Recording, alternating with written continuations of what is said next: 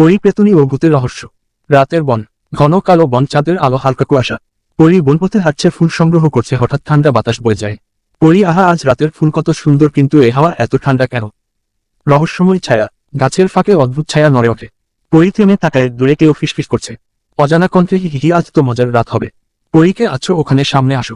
পেতনির আবির্ভাব, কুয়াশা ঘনীভূত হয়, পেতনি ভেসে ওঠে। লম্বা চুল, লাল চোখ হেসে পরীর সামনে আসে। পেতনি, হা হা হা, তুমি এখানে কেন ছোট্ট পরী?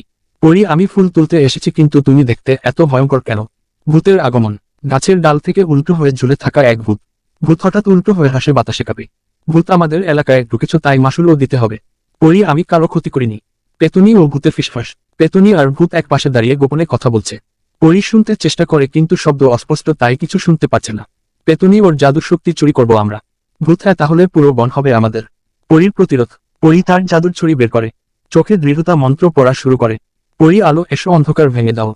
জাদুর সংঘর্ষ, আলো আর কালো তোর লড়াই, গাছ কেঁপে ওঠে। পরীর আলো পেতনি ও ভূতকে পিছিয়ে দেয়। পেতনি, নেওয়ার সাথে পারছি না, এত শক্তি তোমার কোথা থেকে আসে? পরীর, সত্য আর ভালোবাসা থেকে আসে আমার এত শক্তি। ভূতের ফাঁদ, ভূত মাটিতে এক জাদুর বৃত্ত তৈরি করে। পরী তাতে আটকা পড়ে যায়। ভূত, এখন তুমি কোথাও যেতে পারবে না। পরী, আমার বন্ধুরা আসবে, তোমাদের মোকাবেলা করতে, রুখবে দেবে তোমাদের। মুক্তি ও পাল্টা আঘাত, আকাশ থেকে নীল আলো নেমে আসে, পরীর বন্ধুরা আসে। পেতনি ও ভূত ভয় পিছিয়ে যায়। পরীর বন্ধু, আমরা তোমার সাথে আছি, একসাথে আছি, ভয় নেই। পেতনি, ভয় পেয়ে আজকের মতো ছাড়লাম, কিন্তু আবার আসবো। ভোরের সূর্য, পাখির ডাক, পুরনো বনের ভেতর অদ্ভুত শব্দ। রাত গভীর, বনের গাছগুলো হাওয়ায় কাঁপছে। হঠাৎ চোখের ভেতর থেকে কর্কশ হাসির শব্দ, হা হা হা। পরী আকাশ থেকে উড়ে এসে চারপাশে তাকায়। পেতনির আগমন, অন্ধকারের মধ্যে ধোয়া মিশে পেতনির ছায়া বের হয়। তার চোখ জলজল করছে আর হাতে পুরনো লণ্ঠন। সে ফিসফিস করে বলে, আজ রাতেই রহস্য উন্মোচন হবে। ভূতের আবির্ভাব, মাটির ভেতর থেকে ধীরে ধীরে ভূত বের হয়।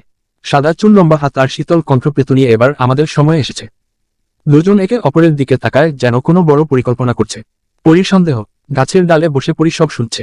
সে ভাবে, ওরা মনে হয় ভয়ঙ্কর কিছু করতে যাচ্ছে, ওদেরকে থামাতে হবে। সে দ্রুত তার জাদুর ছুরি হাতে নেয়। রহস্যময় বাক্স, পেতনি ও ভূত বনের মাঝখানে মাটির নিচ থেকে এক লোহার বাক্স তোলে। বাক্সে অদ্ভুত খোদাই করা প্রতীক।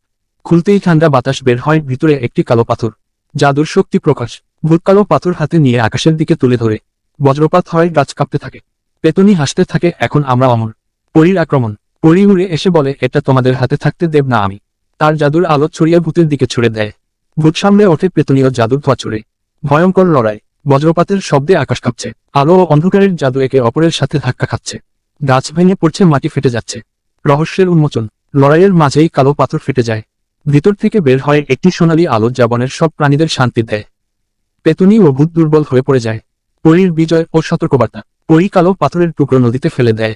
সে বলে, যে শক্তি শান্তি নষ্ট করে, তার এখানে কোন জায়গা নেই।